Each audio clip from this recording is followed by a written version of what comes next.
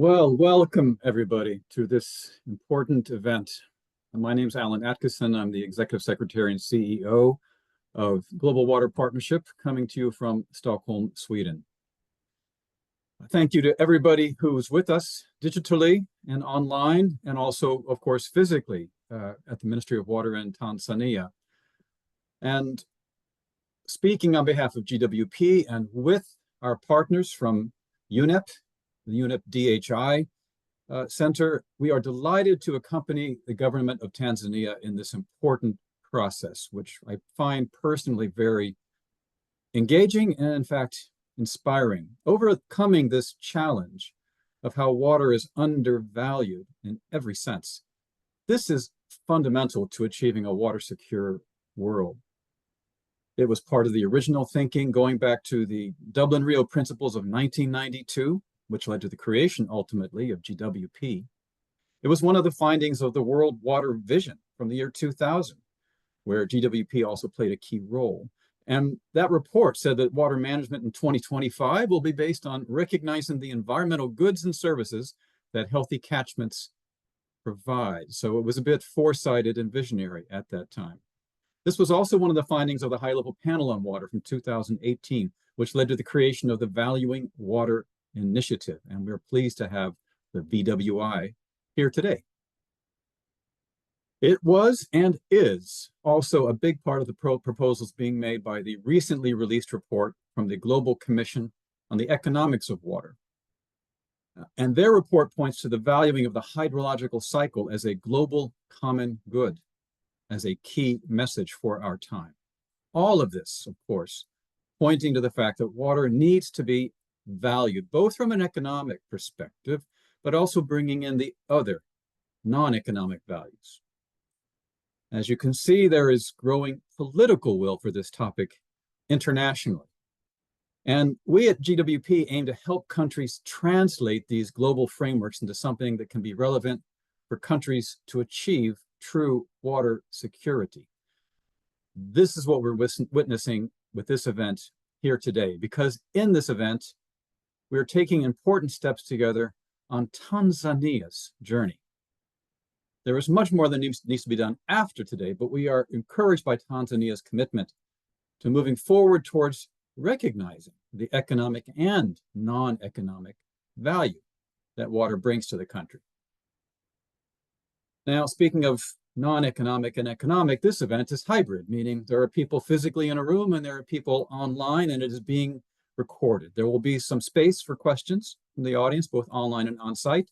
And as part of the panel, please be thinking about your questions in advance. We'll probably be a little bit shorter for time than we originally planned. The agenda, as you know, involves first, after my remarks, we'll have the official launch speech by Engineer Mwajuma Waziri, the Permanent Secretary, an opening speech from Juma Aweso, the Minister for Water. And then following that, we'll be having additional presentations from GDP's Jean-Charles Tremblay-Levesque and some information about how we're training around these issues from Ministry of Water staff, Gerardo van Halsema from Wageningen University. And then a panel, which I'll introduce later, that I have the honor of moderating. We are looking forward, of course, at the end of this event to some summary remarks from our colleague and partner in this, Joachim Harlan, running the head of the UNEP and UNEP DHI Center. So let's get started. I would be very pleased and honored to now hand the floor, or the digital space, depending on how we like to think about it, for introductory remarks over to Engineer Mwajuma Waziri, the Permanent Secretary in the Ministry of Water. Over to you, please, Madam Secretary.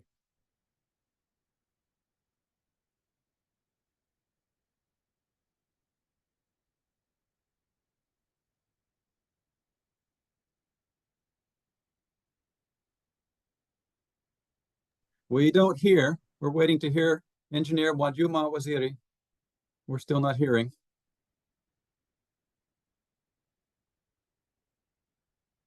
Yes, sir, we're still not.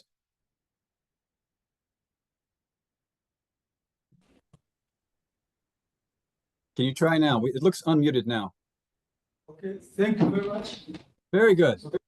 Okay, on behalf of the Minister of Water and Permanent Secretary, Minister of Water, we would like to apologize that due to some unseen commitment, we were not able to attend this meeting. But Dr. George Lugomela, the Director of Water Resource, will be present the speech on behalf of the Permanent Secretary. Welcome, Dr. George.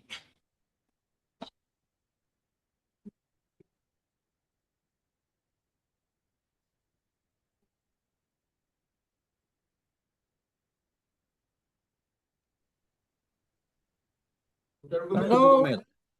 Yes, we hear you. Hello.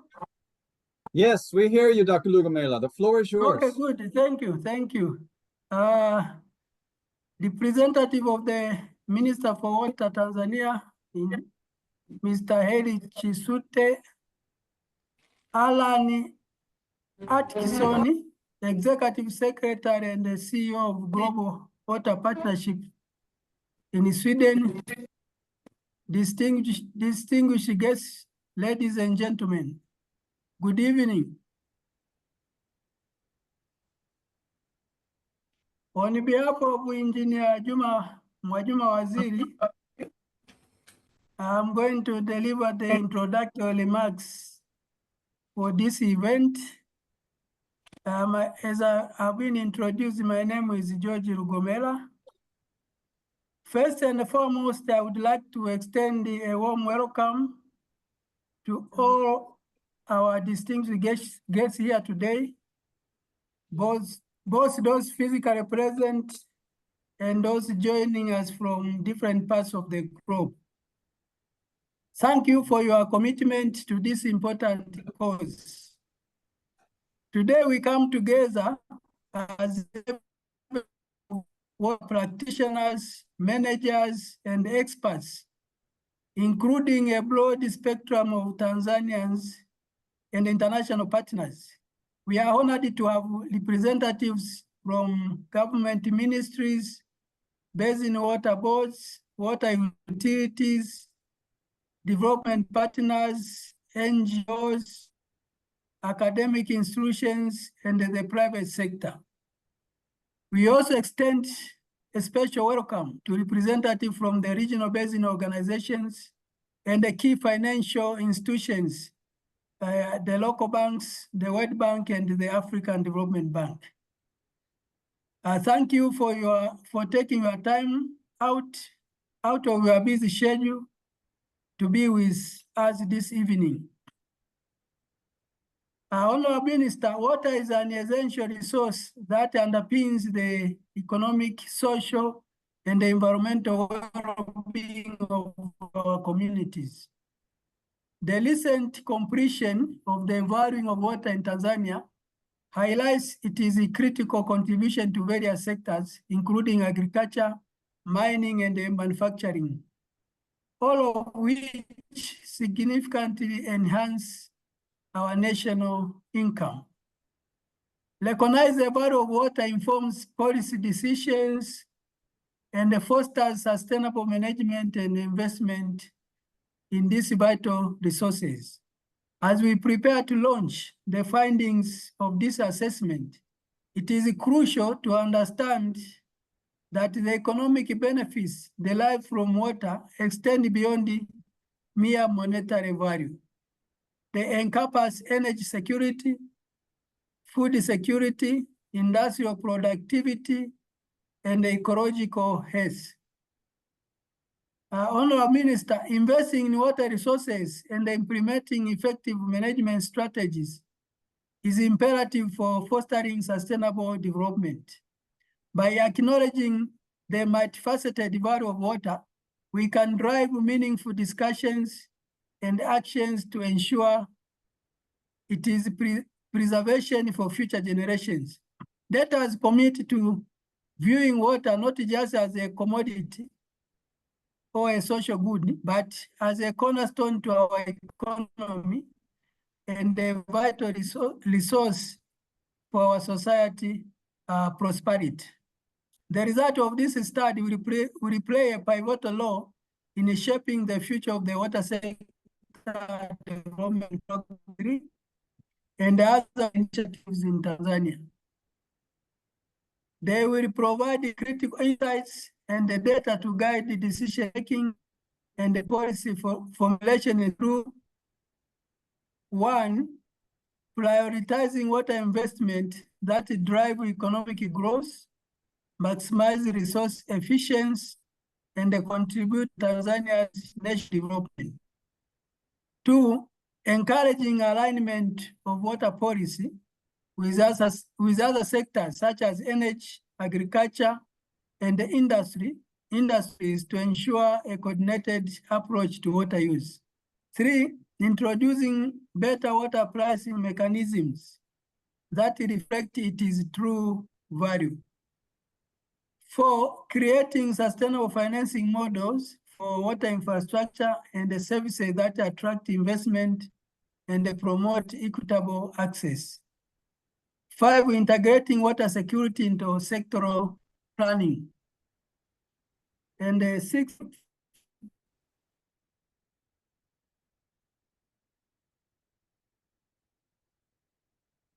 to ensure that water considerations are integrated into each sector's plan and the policies. Honorable representative of the minister, this study emphasizes the economic returns on water investments, providing a strong case for mobilizing resources from both domestic and the international sources. The economic value of water can help attract public-private partnership, PPPs, foreign investments, and the donor funding.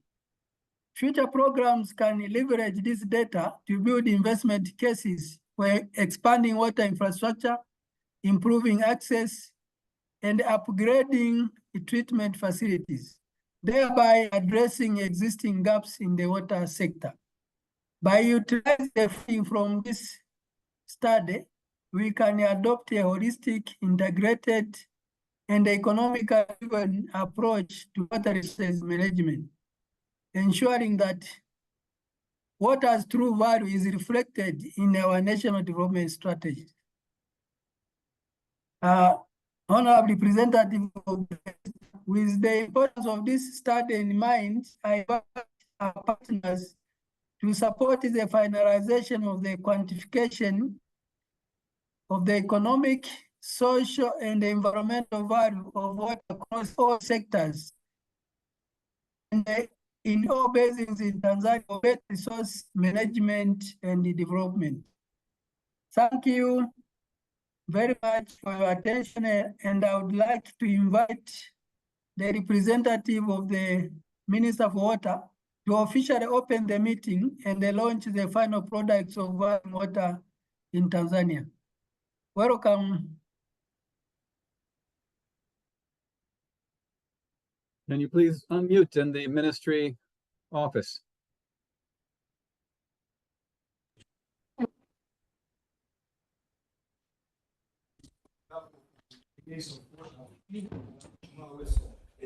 I'll leave the speech. The representative of Permanent Secretary of Water, Alan Axon, Executive Secretary in Sudan, diplomatic corps present, representative from the Distribution Minister, Development Partner, member of press, esteemed court, ladies and gentlemen. I'm deeply honored to stand before you today and together to discuss the issue of critical importance, value of water in Tanzania. Water is not just essential for survival. It is a foundation for our economy, our ecosystem, and our society. Ladies and gentlemen, water plays a vital role in nearly every aspect of Tanzania growth and development. From agriculture, which employs most of our people, to energy production, mining, manufacturing, and sanitation. Water availability impacts every part of our economy. Without sufficient water resources, our ability to grow food, generate energy, and sustained industry is at risk. In agriculture, for instance, irrigation is essential for food security, yet water shortage is threatening the livelihoods of millions of farmers. The tourism, mining, and manufacturing sector, which contributes significantly to our GDP, also depending heavily on water. Yet, despite strict law, water is often undervalued and overlooked in our national planning. Ladies and gentlemen, for too long, water has been seen mainly as a social good, a resource tied to basic human rights and welfare, but rarely given a strategic economic focus it deserves. While water is a human right, we must also recognize its immense economic value. Today, we are shifting this perspective. Water is not just a social service. It is a national asset that must be managed, invested in, and safeguarded for the future generation. Our study on the economic value of water in Tanzania shows that water sector contributes an estimated 3.31% of our GDP, especially in agriculture, mining, and manufacturing. This is only a fraction of what water could contribute if we manage it effectively. To realize the full benefit of water, we need to invest strategically in water infrastructure, efficiency, water use technology, and sustainable management practices. This will boost productivity in key sectors like agriculture, mining, and manufacturing, and ensure a reliable water supply to meet the demand for our growing population economy. We must also address water security, which faces threats from climate change, population growth, and industrial expansion. Security issue. And our policies, investment, and management strategy must reflect this. Ladies and gentlemen, as we launch the Valuing Water in Tanzania report today, I invite all stakeholders, government officials, private sector, leaders, development partners, and civil society to use this as an opportunity for dialogue, reflection, and action. Together, let's build a framework that values water economically and secure it for Tanzania prosperity. I extend my gratitude to our partner, especially the Global Water Partnership Sweden and Tanzania office, and the United Nations Development Programme, and everyone involved in this study for their invaluable support and contribution. This report is more than a document. It is a call to action. Let us rethink on how we value, invest in, and sustain water for future generations. In closing, let us remember that water is life, but it is also livelihood. Our ability to manage water and protect water will shape Tanzanian future. Together, let us make water the foundation of sustainable growth and development in our country. I'm honored to officially launch the Valuing of Water in Tanzania. Thank you.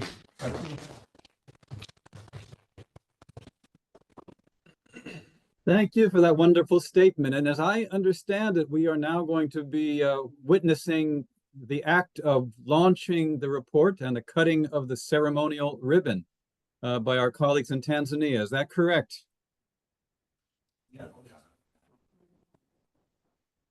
I'll take a picture myself. This is a historic moment.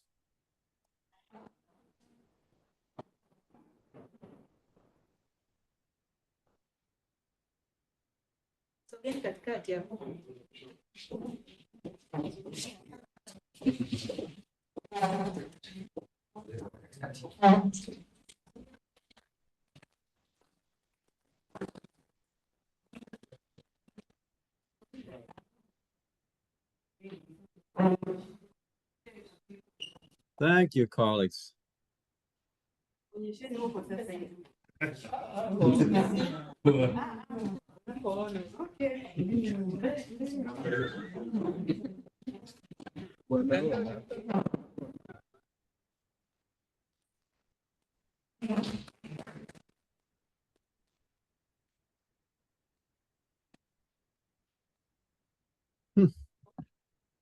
Oh, I so wish we could be with you.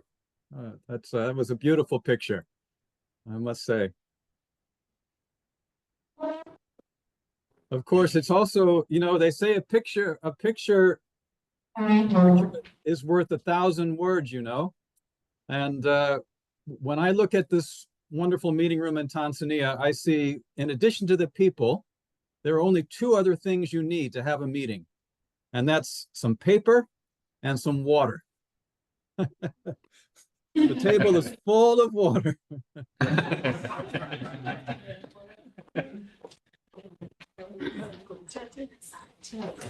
Very good. And thank you for that very inspiring speech about the launch of this important report. I said it was inspiring. I mean it. I've been working on valuation issues myself since the 1990s. I see this action on the part of the government of Tanzania to bring this information into the policy dialogue as a great step forward after many years of all the work that has been done to bring water to the center of our discussion. So congratulations. Now I think we're ready to proceed with our program. Yes, well done. And if you're like me, I'm sure you've all read the report, but we're all busy people, and I'm guessing we would appreciate a summary and a presentation of its contents so we can have it in the top of our minds, the key takeaways. So I'm happy to turn the floor over to my colleague here at Global Water Partnership, Laurent Charles Tremblay-Levesque, who will be presenting a short overview of this research, its methodology and results. Over to you, LC, as we call you. Thank you, Alan. Just to confirm, are you able to see my screen in full presentation mode? Yes. Great. Distinguished guest, Dr. Lugumelo, colleagues from the ministry, it's really a pleasure to be here with you today. Before I start the overview of the research and of the publication, I'd like to simply say that I'm presenting here on behalf of the two other authors, Juan Pablo Romero and Julian Cardona, who really have been spearheading this research. I'd like also to extend my deepest gratitude to the team of editors, Colin Heron and Ida Garbeyekova, and also to our ground experts in Tanzania, especially Pamela Temu and Victor Congo, for really driving this process on the ground and everywhere. So I'll be presenting here a bit of an overview of the research background methodology and of course, the key results associated to this research that we've conducted. So a bit about the background. So if you look at the annual economic survey of Tanzania, which is published on an annual basis, and you look at this from a bird's eye view perspective, you'll see that the water represents 0.04 to 0.05% depending on the year. So here it's written water supply. When you look at the official statistics, it's just written water. We wanted to challenge that, and we wanted to say that basically these expenditures, right, only represent this doesn't represent the value, but only the expenditures and the investments that are made in water supply and sanitation. It doesn't cover, of course, the expenditures and investments made in water resource management, nor does it capture any of the value that water generates across the different economic sectors of Tanzania. So in order to start recognizing and doing steps towards recognizing that hidden value, what we did was to conduct a shadow pricing assessment looking at what the value that is being generated, the value added of water in three of the most important sectors of the Tanzanian economy, namely in agriculture, mining, and manufacturing.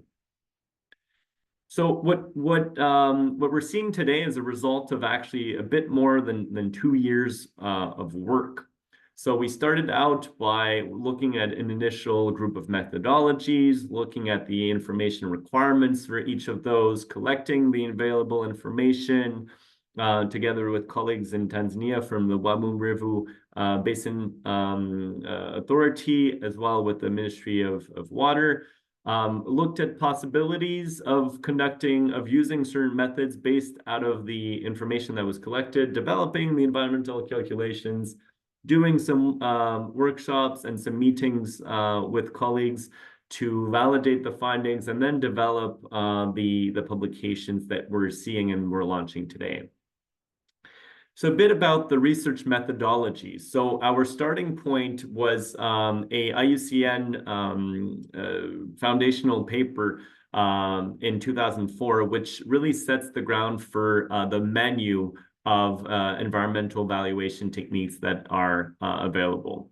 So what we looked at were doing a literature review, what was done in Tanzania, but also in other countries in the global south, to see what are some of the standard methods that have been applied. The key data sources that we've used for the study are the National Agricultural Census Survey and also the Annual Survey for Industrial Production, which also has content related to mining and quarrying in it. And based out of the information that was provided to us, these are the two main data sources. But as I said, we were also given a number of data and reports by the ministry, by the Wamu authorities, which we've used. But based on the information that was collected, we finally opted for a production cost based approach to conduct this value assessment. So what does that mean? I'll try to take you a bit through these different steps. So the first step in doing in developing a production function was to identify and add all the water-related costs across these different industries. So, for example, in the mining sector, we looked at all the groups of costs related to water. This includes water treatment, also water supply, so investments that are made in pumping, but also of treating the effluents. So we added all of that. The second step is to find what does that represent as a proportion of all total production costs. So looking at the grouping of water-related costs in comparison and with the perspective of all other production costs. And the last step in this is to apply that proportion of water-related costs to extrapolate and apply that to the gross value that is being generated by that sector. So to give you an example of this, let's think about a bottling company. What we found is to try to add up all the different water-related costs of these bottling companies. And just for the sake of an example, this would be $1. Then we look at what the water bottling bottling industry total production costs are. So they spend $1 on acquisition of water and treating of water. Then they spend $1 on their machines, $2 on their labor. So what we say here is that the value of water shouldn't be equal to the costs of water, but rather that the value that is being generated through that using water as an input. So for example, if this bottling industry is able to create a gross value production of $8 through the products and services that it sells, then the value here of water would be $2, right? So keeping that proportion of 25% of the total production cost, applying that to the gross value production.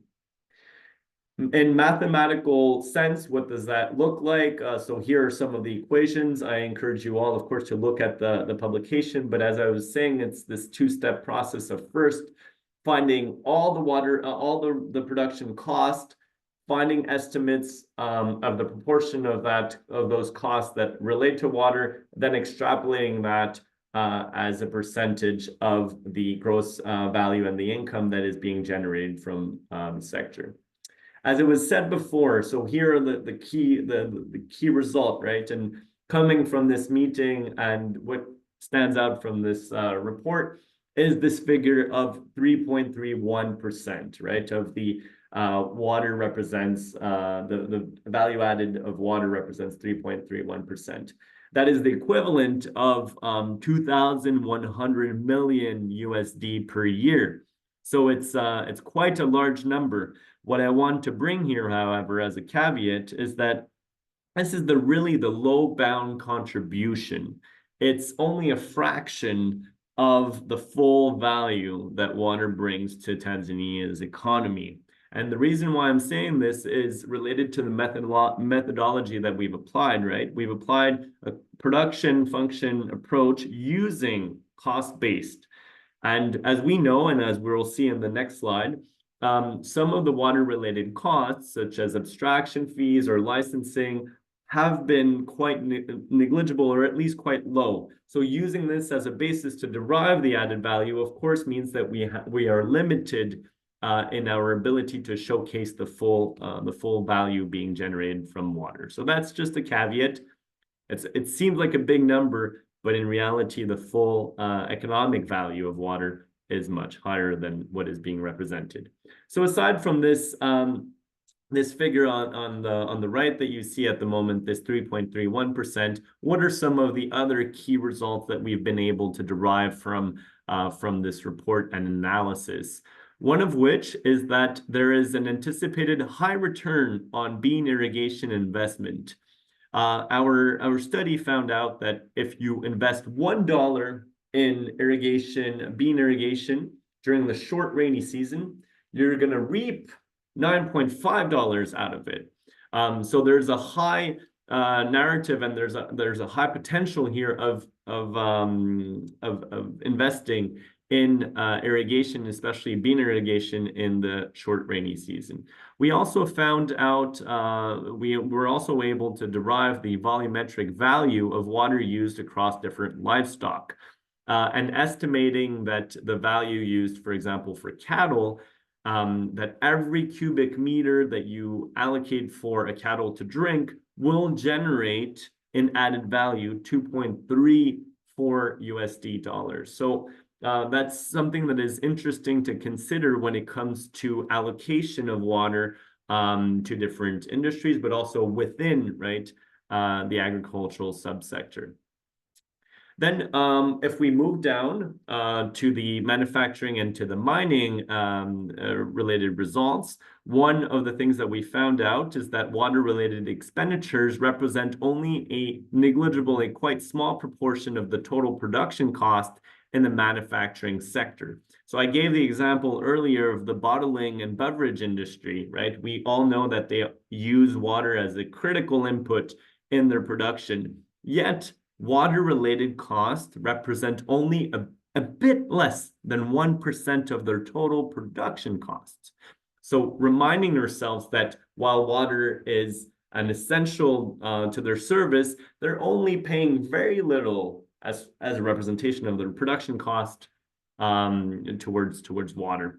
Now, when it comes to these production costs, water-related costs, we found out that based on the information that was provided on this industrial survey, that 99.7% of those costs are related to water treatment.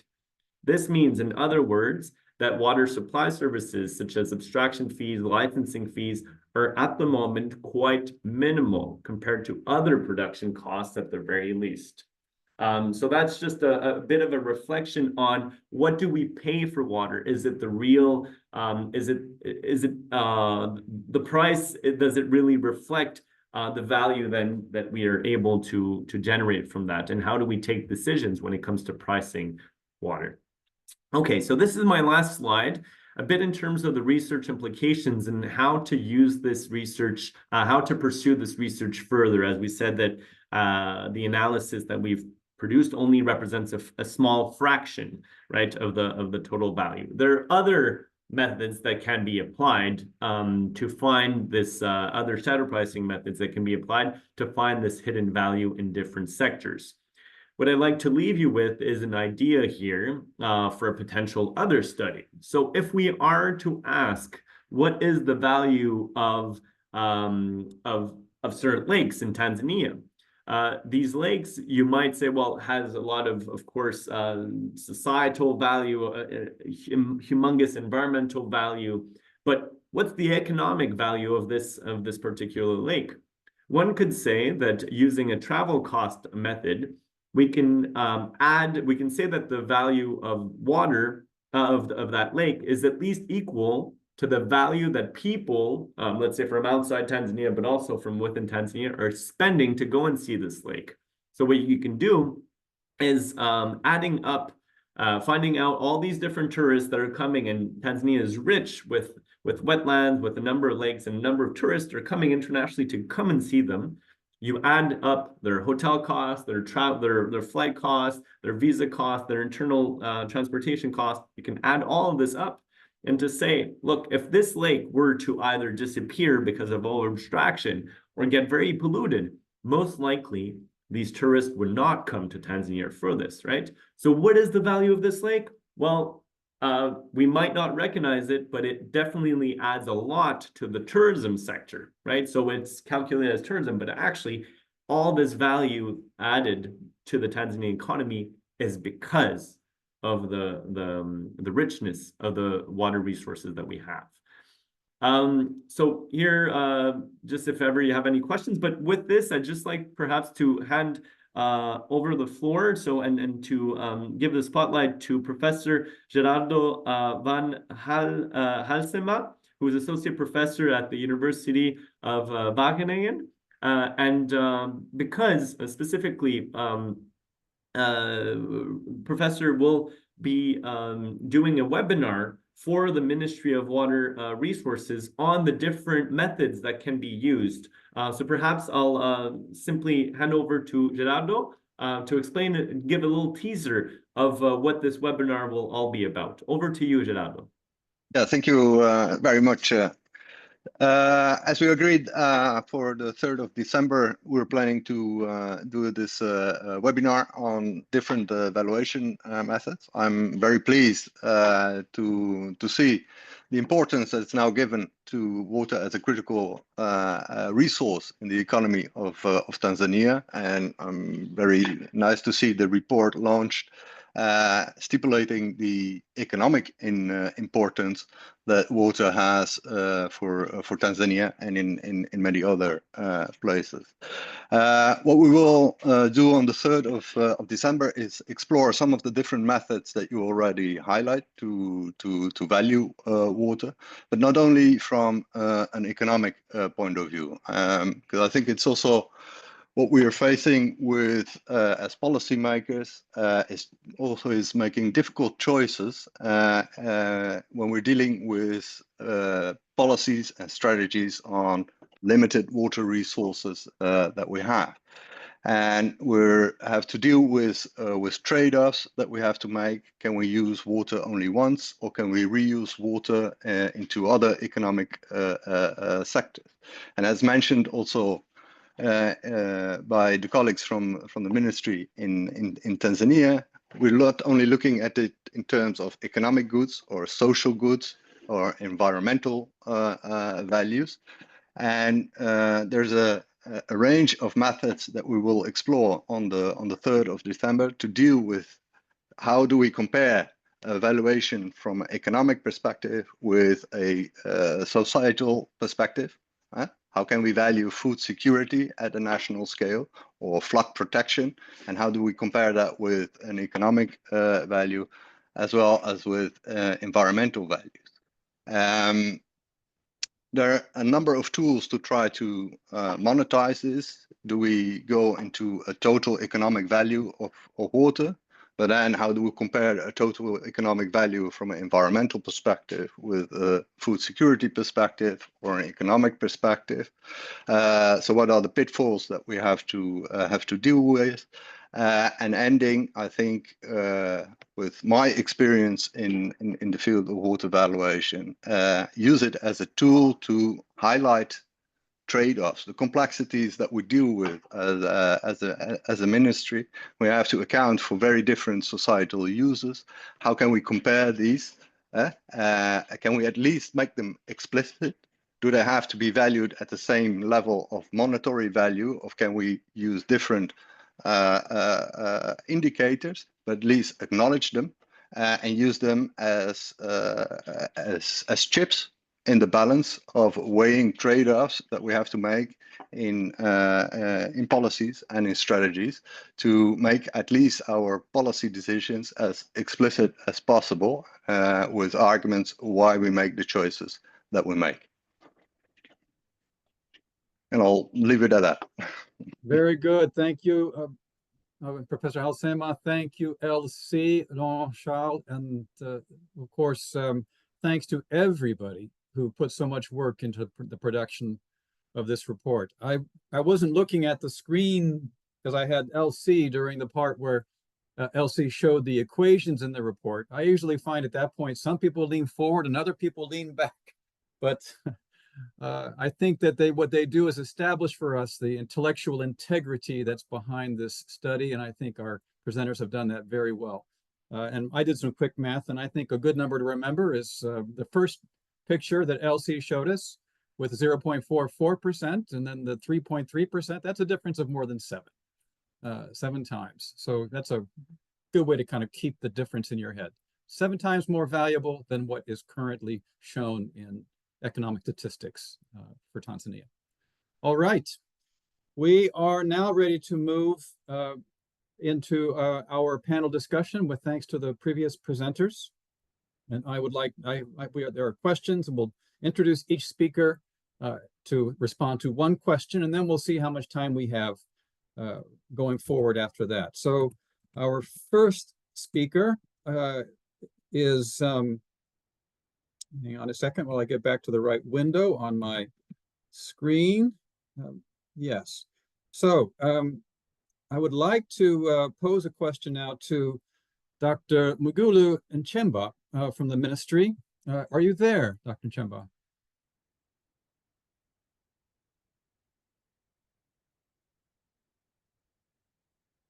Do we have, before I pose the question, I want to make sure that Dr. Nchemba is in the room. Yes? We don't hear the ministry room.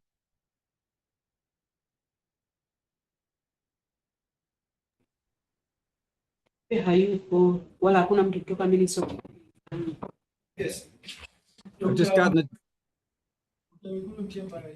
just got a text that perhaps we should go to Dr. Lugomela. Is that correct?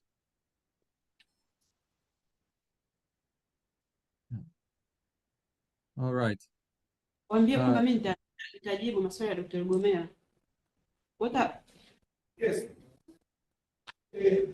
Hi, Alan. I will participate in the panel on behalf of Dr. Lugomela. Ah, very good. Okay. So then we've all been hearing about the significant amount of Tanzania's economy that could be at risk from this growing water scarcity issue, of course. What could be done to increase the financial allocation of resources to prevent this risk that is posed by water scarcity, in which the report, of course, documents the need for, given the amount of the tremendous value that water brings to the economy. So may I pass that question to you then, please?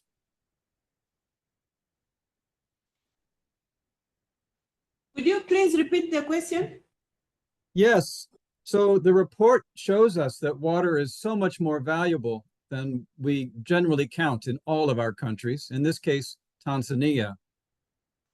What's possible to increase the investment in water in Tanzania, given that it's now documented that it's so much more valuable than the statistics previously were able to show us all? And Tanzania is going to have to be a pioneer in this case, I think, since you've got one of these first reports. What are your initial thoughts about this? How to address the issue of using the results of the report to help reduce the risk of water scarcity? Yeah, thank you very much for the very good and very relevant question about the study. Good evening, distinguished guests and colleagues. My name is Pamela Tem. I'm an assistant director under the Water Resources Department, responsible for planning, monitoring, and assessment of water resources. Yeah, we hope so. After this study, the findings will change on how our policymakers and investment decision makers think and do decisions. By first of all, in a strategic planning, when we have the start done, because this was just a pilot in one of the 9 basins, the Wamiru Basin. So when it is done in all other 9 basins and we consider all the sectors, means that this document can be used in the strategic planning, where decision makers in all aspects of the government planning will be informed and will use to make sure that the value of water is considered in all the allocations. So we expect that this study provide critical insights and data to guide decision and decision but policy formulation, and also it will support the attainment of the government imperative plans that are in place and also the future one. We also hope that this study will promote integrated water resources management as one of the holistic approach to water resources management and development, because the study itself promotes on the balancing issues of the economy, social, and also the environmental needs. So it will boost the implementation of the integrated water resources management plans, which is required to be implemented by all water using key sectors. This study also can help in prioritizing the investments, as the results have been shown how water is undervalued. It will guide the investment decisions towards infrastructure, conservation of water resources, and also technological advancement to optimize water use in all key water sectors.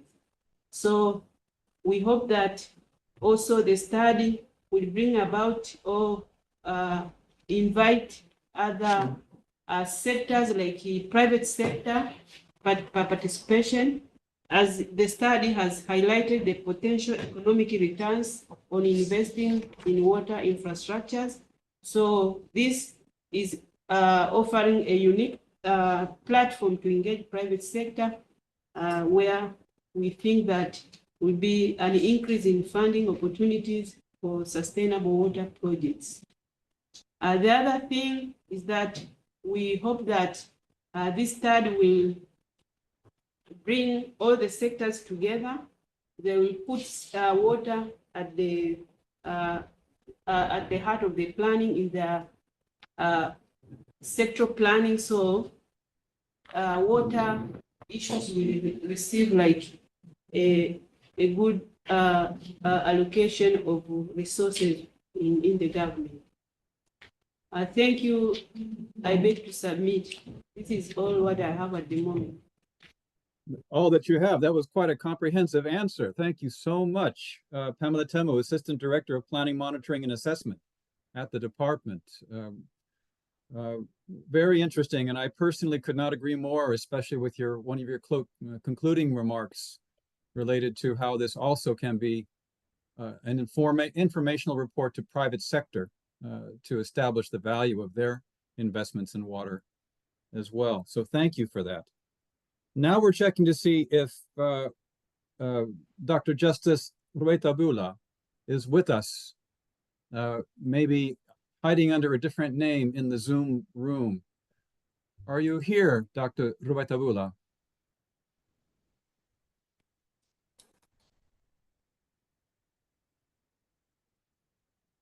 Okay, in that case, we'll go to our next speaker for the panel discussion, and that will be Shamiso Kumbirai, our colleague from GWP Southern Africa. Shamiso, good to see you. And this effort in Tanzania, we all see, I think, is very clearly aligned with the objectives of the Continental Africa Water Investment Program. a long name that we usually call just AIP. What lessons learned can you share from other countries in Africa that are trying to quantify their water risk, make the economic case for water to boost their investments? Over to you, Shamiso. Thanks. Thank you very much, Alan, and greetings to all of the colleagues who are online. In response to your question, Alan, I would actually say that through this study, Tanzania is really one of the leaders on the continent from which we can begin to gain some valuable lessons learned for sharing with other participating countries who are under the Africa Water Investment Programme. I think I'll share a little bit more about the AIP for those who aren't quite familiar with it. So the AIP is a program that was formally adopted by the African Union heads of states in February of 2021. And the main goal around the AIP is really looking to mobilize $30 billion per year to help close the water investment gap in Africa. It's also been supported by an international high-level panel on water for Africa, which was formally launched in 2022.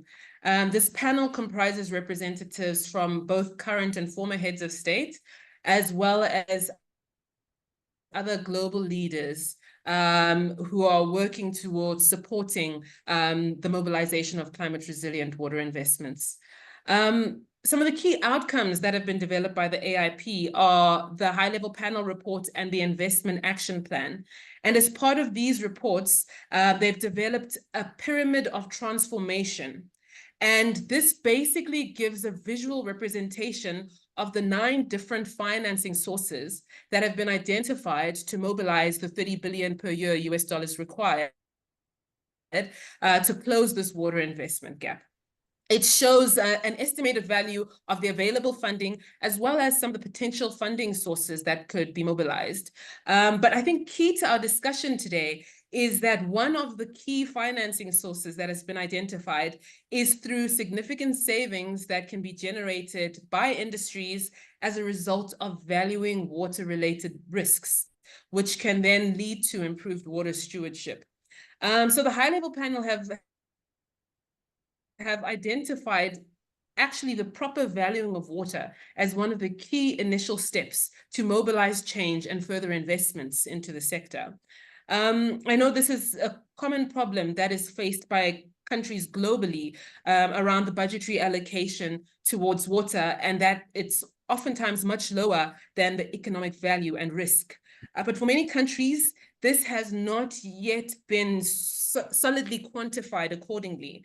And the findings from the Tanzania study really serves as a first and exciting step in this process, because it sets an economic basis around the importance of water in Tanzania, and then begins to open up the floor to discuss at the government level motivations for improved budgetary allocations.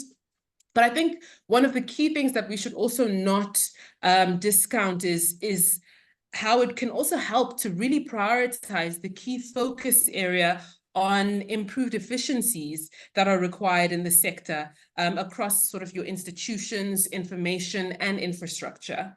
And then at the private sector level, as has already been mentioned, it sets a basis around these discussions on what stimulus there could be for private sectors to invest more proactively in water, which sort of looks to serve the public good.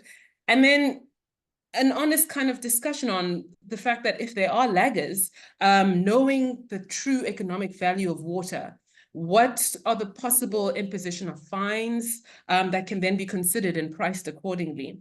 So I think it's a very exciting outcome from the government of Tanzania. And as the AIP Secretariat, we're looking forward to seeing how this can be taken forward. And we have already been working quite closely with the government of Tanzania. And hopefully we can now sort of continue to take some of these outcomes forward in the work that progresses. Thanks, Alan. Thank you so much, Shamiso. And to our colleagues in Tanzania, there you have an additional vote of confirmation that in the eyes of others, you are leading the way. So that's very encouraging for all of us. Now I'm very happy to pass the word digitally to our colleague coming to us from Accra in Ghana. This is Valere Nzeyimana from the FAO. We see your beautiful background picture and the logo of the FAO with the 17 goals. And Valerie, the floor is yours, please. Oh, wait, well, first I need to tell you what the question is. Just a second, and tell our guests what the question is. The guest coming to you is that there more water is allocated already to agriculture in Tanzania than for any other use. Given the economic value, which is at risk, increasing the water use efficiency would bring economic benefits, as well as those on water and food security. But water is still often taken for granted in food production. This I also talk about with your other colleagues at the FAO. Can you share any examples from other African countries that have increased efficiency and reduced water consumption in agriculture to get more of that benefit out of this scarce resource? Over to you, please, Valerie. Thank you, Alan. I'm Valere Nzeyimana. I'm the Senior Water Development and Management Officer at FAO Regional Office for Africa. Your question is very interesting. If we look at the water as such, water withdrawal into nature, we have 70% is used for agriculture, 18% is used for municipality water, and then we have 12% which is remaining, which is for environment and the other uses, including mining and industry. But when we talk about 70% of water, it's just an average figure. In developed countries, you can see they are only using 25% of the water withdrawal for agriculture.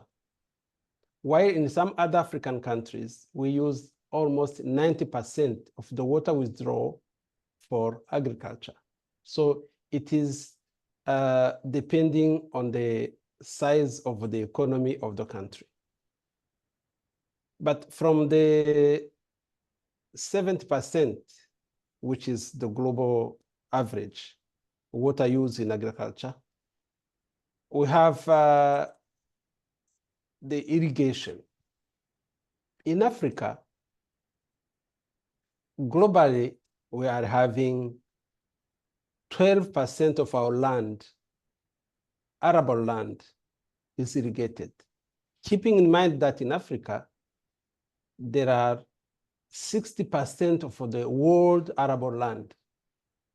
We are only irrigating 12%. But that figure is just average. When we take, and then we average comprising the Northern Africa countries and South Africa as a country. When we keep only the sub-Saharan African countries, we have between 6 and 4 as on average. 6 and 4% of the land is irrigated. Some countries like Ghana, which is having 1.9 million of irrigable land, 1.9 million hectares, I mean, they only irrigate 20,000 with a very controlled water on only on 8,000 hectares, which is very minimum. So Tanzania might not be far from 4 to 5% of the irrigable land. So there is still room for improvement. When you look at the Africa irrigation schemes, in 70s and 80s, they were very large irrigation schemes.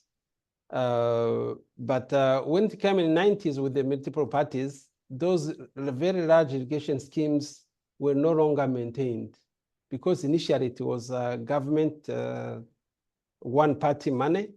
Then when it came multiple party, they could no longer finance that. So they are found not being that viable That's why now we're rather promoting small-scale irrigation and family farming, which is not even having much more of investment. But when you go to the technology for water efficiency, we are having rather surface irrigation, sometimes gravity irrigation. We have sprinkler irrigation, the conventional technology for irrigation. But this water efficiency for these technologies like flooding and basin irrigation, they are not really that water efficient. Coming to your question, the very interesting case is for Morocco. Morocco from 2008 and 2010, they embarked on converting converting sprinkler and gravity irrigation into localized irrigation. This helped the country to increase, and the aim was to increase water use efficiency. This was done through a political will and heavy investment. It was done by subsidies, where for the common ones, it was just done by the government by introducing filtration stations, collective or individual. But for individual farmers, they have provided subsidy up to 100%, meaning those farmers having less than 5 hectares or up to 5 hectares, they were subsidized up to 100% for the investment. But those exploiting more than 5 hectares, the investment was rather reimbursed at 80%.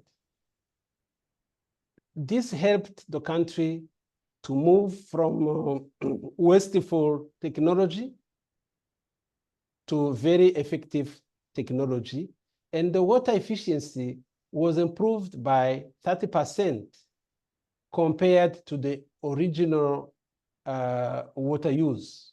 We're not talking about the global water efficiency, but we are talking about the changes brought by the subsidies and the investment by that political will into the water use efficiency. By having 70% of the water used in irrigation and being able to improve by 30% the use efficiency of water is something commendable. So that is how the government of Morocco could change completely from the wasteful water use to very efficient water use. Thank you. Thank you, Valerio. That was very enlightening. So much there that I won't try to summarize it all, but I will lift up one point that I think deserves extra attention, and that is the way you've helped us and to reminded us about these big numbers, big percentages of GDP. At the end of the day, we're talking about a lot of small farmers being totaled up in the aggregate. We need to remember that under those statistics are many, many people working as small farmers in their particular piece of Africa. So thank you for that, Valerio. Thank you. Now we have one more speaker on our panel. I'd like to introduce Joe Ray from the Valuing Water Initiative, an organization or an initiative that has been working on this problem for years now, and I'm very eager to hear your comments. The question that has been prepared for you, Joe, is very pertinent, recognizing that this study is focusing on the economic value of water. What would you recommend in terms of next steps, especially how this relates to the other values of water: cultural, economic, environmental, social, etc.? Joe, over to you for a few minutes. Thank you, Alan. Thanks so much. And to all of you online, it's a great pleasure to contribute to this conversation. I'm happy to be joining you this afternoon from the Netherlands Enterprise and Development Agency here in The Hague. Let me just start by congratulating the authors for this very welcome contribution to the global debate on valuing water. I think it has many useful insights, not just for Tanzania, of course, where the study took place, but also internationally. Something that stood out to me from the report is the recognition that there are many different valuation methods for water, and that each methodology sort of has its distinctive attributes. And the most suitable methodology depends on the context and data availability, and of course, the objectives of the valuation exercise. So as Alan mentioned, as many of you will know, the Netherlands government initiated its own programme on valuing water after the conclusion of the United Nations World Bank high-level panel on water. That was a process in which our Prime Minister at the time, Mark Rutte, participated, and that panel concluded in 2018. And one of the early lessons that we learned when we began to implement VWI at the conclusion of that panel was also on the importance of context and in particular data availability. So that was something that stood out to us very strongly as we started to begin building out a conceptual framework for what valuing water might look like according to our own mandate and perspectives. So on that mandate, a key part of it, as Alan alluded to, was to address the non-economic values of water, which of course we know are many. And so that includes the environmental, cultural, but also the spiritual and the social values that water provides. And as we've heard this afternoon from our colleagues in the ministry in Tanzania, water is absolutely a cornerstone to the economy, but also a vital resource to the environment and to society more broadly. And that's really something that we in the Valuing Water Initiative in the Netherlands have tried to recognise in our approach. So where I think our portfolio of work can be most complementary to this study is in the tools that we've developed to support decision-making around water. So for those familiar with the Valuing Water Principles, which were defined by that United Nations high-level panel, you'll know that Principle 1 calls for the multiple values of water to be recognised and embraced. And Principle 2 calls for those values to be reconciled in a way that's inclusive and transparent and equitable. So that's really been our focus. It's not so much on the quantification of the economic value of water, though that's absolutely critical, and we very much welcome this report, but it's really been, as I say, on the non-economic values. How can we ensure that they are mapped, recognised, but most fundamentally, how can they be reconciled in decision-making? And that really means in practice, it's about how to deal with the trade-offs between water, for example, for agriculture, water for health and sanitation, water for industry, water to support biodiversity and ecosystems and so forth. And I think trade-offs was something that was alluded to earlier by Professor Halsma. I think it's really important that we understand that recognizing water's multiple values is one thing, but trying to deal with the nitty-gritty, the policy decisions, how do you weigh the values against one another in a way that's inclusive and equitable? That's really a challenge, and that's something we've been working on these past few years. We've developed several different tools and exercises that we think will be useful to policymakers who are grappling with this challenge. I won't go into the details of them here, but we do have tools, for example, that help with values mapping. So if you're in a policy position and you are responsible for taking decisions around, for example, water allocation and dealing with these difficult trade-offs between how to use the limited water resources that we have, we think these tools will potentially be quite useful. And I think they join up very well with the economic valuation approach that this report has presented, because this report, of course, makes clear the multiple economic benefits of water, but also then that can be integrated as part of a broader values mapping that we think is useful for policymakers. I'll wrap up by saying that I'm very pleased to share that we have agreed with Global Water Partnership to make these tools available on the IWRM Action Hub.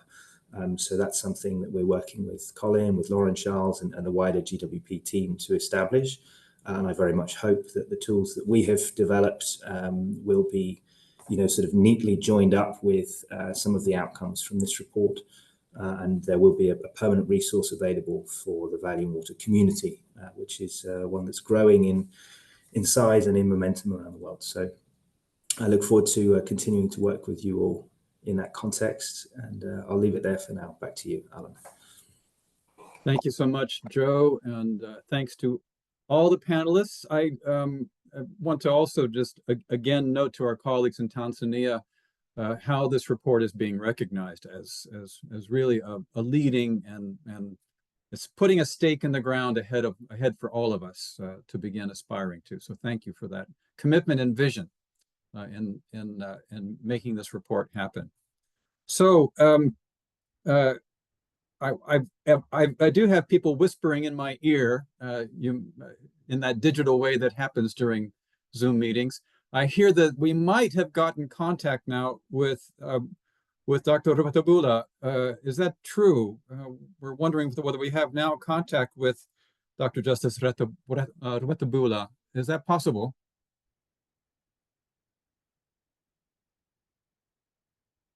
Maybe not. We wanted to try one more time to hear from the esteemed Dr. Justice Rubatabula at the Development Partners Group at the African Development Bank. So we hope that we might be able to circulate some written comments from him at some future point about the report. We know that it's well regarded by the African Development Bank. But in that case, I do want to just open the floor and see if there are any questions from our participants. We have time for one or two questions for the participants before we go to closing thanks and remarks. Anybody with a quick question? It'll have to be pretty quick, but I do want to give at least that opportunity. Yes, Segule. Also questions in the ministry office, by the way. You don't have to be online to ask a question. I should have made that very clear. So if there are questions in the room, please let us know. Segule first. The floor is yours. Brief questions, please. All right. Thank you very much for the opportunity, Alan. I'm having a small question for the second presenter, specifically on the methodologies used in coming up with this with these figures, or just to give me comfort. Is this methodology has already been used where RSA and what were the relevant comments? That's an excellent question, Segule. Thank you so much. Elsie, I think we can say these are based. The methodology has been approved. Yes, we can say that these there's a full methodology report available at the download site for the report. And just say two words about the sources for those methods, Elsie, please. Thank you for your questions. Yes, so you've asked about where else has these kind of methodologies been implemented. So I've put it in the chat here. There was a position paper on valuing water from that was implemented by WRG 2030, so by the World Bank in Bangladesh, and we've been in close collaboration with them to do the initial screening of methodologies, then together with the ministry. So if you want a bit more ideas of how this has been tested and proved elsewhere in the world, I encourage you to have a look at that paper. Very good. Thanks, Elsie. And I can add, with 30 years of watching this space, that this is also built on a long history of academic work on economic valuation for natural resources. Very good. A good question as well. There might be time for one more very brief one. Elise, I'm just going to look see if there's anybody raising their hand in the ministry room. No. Elise Engelbert, the last question is yours. Thank you, Alan. Mine is not a question such. It is a comment. First of all, I commend the consultants group for the study. I feel that information is comprehensive for this study. But my suggestion is we can progress further to take this, especially the key text from this study, to the special parliamentary committee that deals with the water and the environment, just to advance this agenda in a political phase. This way, I think we can gain the most out of the water, value for water in Tanzania. Thank you. Thank you, Elise Engelbert, for that very thoughtful comment. Much appreciated. And you'll see that now appearing in the chat is a link to the methodological brief for those of you who would like to dig into the academic roots of this study and how it's been used elsewhere. Dear colleagues, I'm going to now move us towards our closing comments so that we end on time. And I'm very happy to turn the floor for a couple of minutes over to our dear colleague, Victor Congo, head of the Country Water Partnership in Tanzania, one of our more dynamic country water partnerships, I should say. Victor, I just want to make sure that you're with us. Your picture just froze. Ah, there you are. You're moving. Good. Victor, the floor is yours, sir. Alan and everybody. Let me just thank everybody, but let me start thanking the Ministry of Water. They really shown the way in Africa. I think this is the first country to do this. Let me also thank especially the leadership, the management, starting with the minister, Honorable Juma Weso. So the principal permanent secretary, Engineer Juma Waziri, Director George Lugumela, but specifically Director Pamela, Assistant Director, who has been a champion in this. I think we need to commend that. But let me also thank the SDG Support Program for facilitating this process from the beginning. But also let me thank my colleagues here, Global Water Partnership in Sweden, Colin, LC, of course, our offices here in Tanzania, and also Global Water Partnership in Southern Africa. I think they did a good work to support all this. But we should also thank National Bureau of Statistics, because they are the people who gave us the data to undertake this kind of undertaking. So we really appreciate and are grateful for that. And also, let me thank also the review team, starting with Professor Henry Maho, Dr. Subira Munishi, Dr. Nasoro, Engineer Kashilila, and Mr. Morvanda. I think they did a good work. I remember, even I'm part of that reference team. We spent some good time to shape up this report up to where it is now. Let me also thank the consultants. I saw there, I think one of them, was around. Pablo, I did a good job.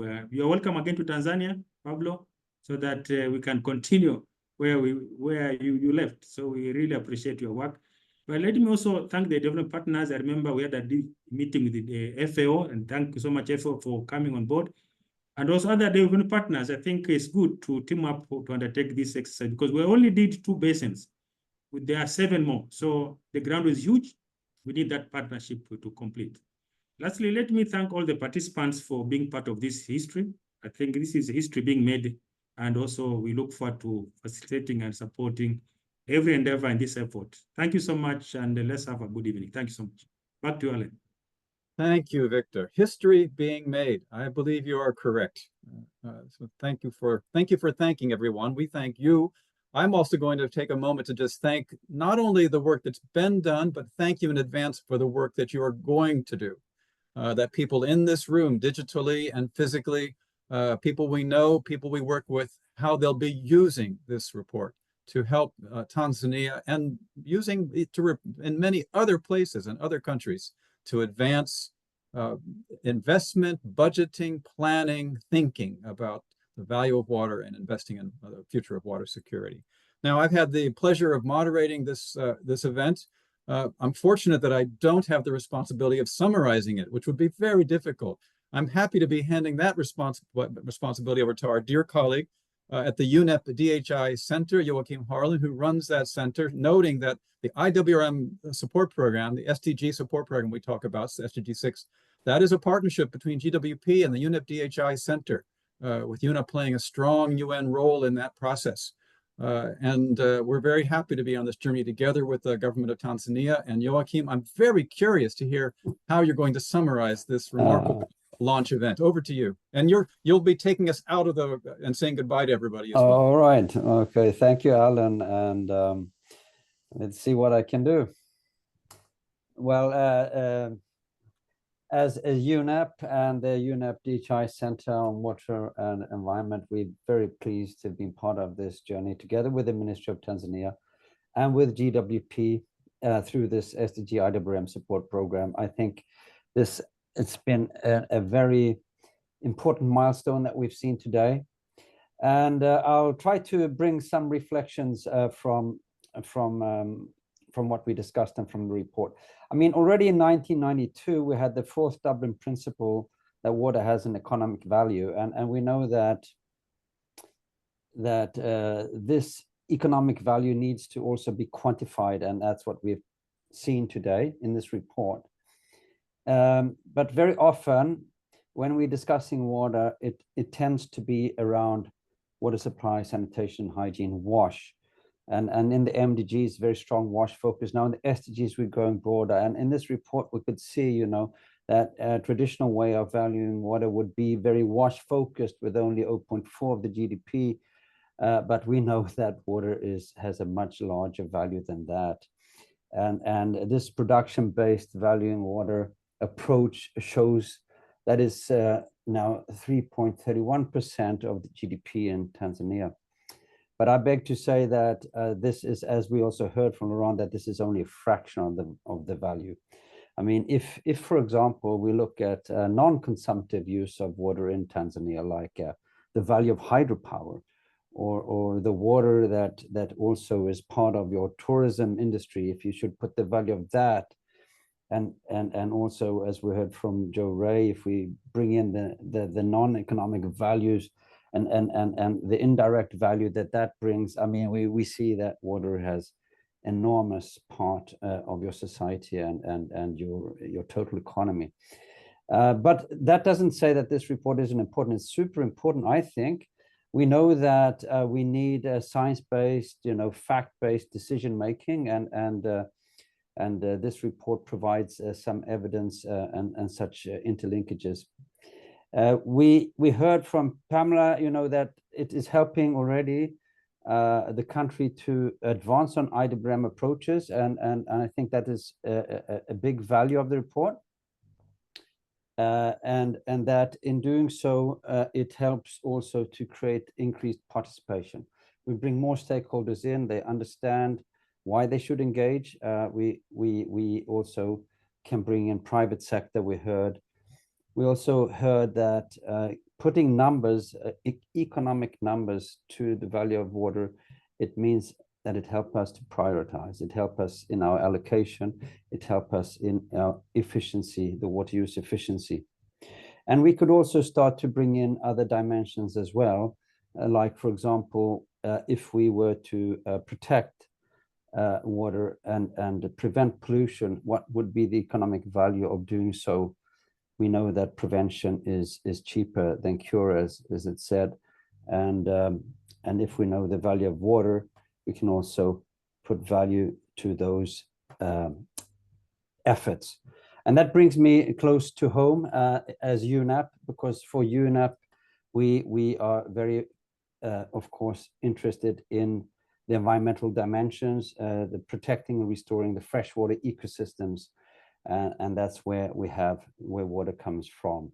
And we're also, of course, very involved in preventing, you know, water-related risks and climate-related impacts, and of course, the pollution, as I mentioned.